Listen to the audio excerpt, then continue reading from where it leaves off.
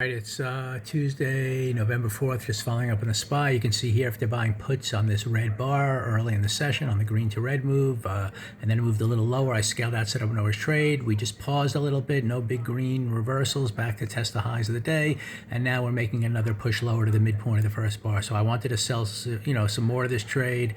I bought those 685 puts at 729. I scaled out at 8 to set up an overage trade.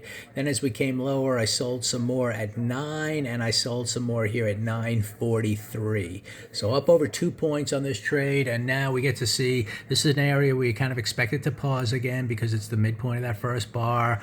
We've made 2 pushes down to end the morning, and technically I guess we're still structure-wise a little up on the day, but big picture is still way below the midpoint of the prior day, and the weekly chart's red below the open of the week, which is yesterday. So until that weekly chart begins to turn green this week or into next week, has some kind of it holds in this gap area and then starts up, we'll see what happens. I'm still biased a little bit to the downside. I know there's still room to run to the 670 area to fill in this gap, but if not, we could at any point within this gap here between the high of this bar and low of this bar start up again. But at this point, that's going to have to happen on the daily chart here. This is going to have to close a little more neutral, maybe taking out this low by the end of the day and having a 2-up day into tomorrow and the rest of the week to get through the open of the week. If not, then we stay biased to the downside and want to see how much lower this might go and how the weekly chart ends and everything else. So we had the good red bar to start the week with an open up here, and that kept us biased to the downside. Today we gapped down a lot, a little exhaustion risk. Not surprising to get a little green move that held below the midpoint of that bar, filled in this gap up here.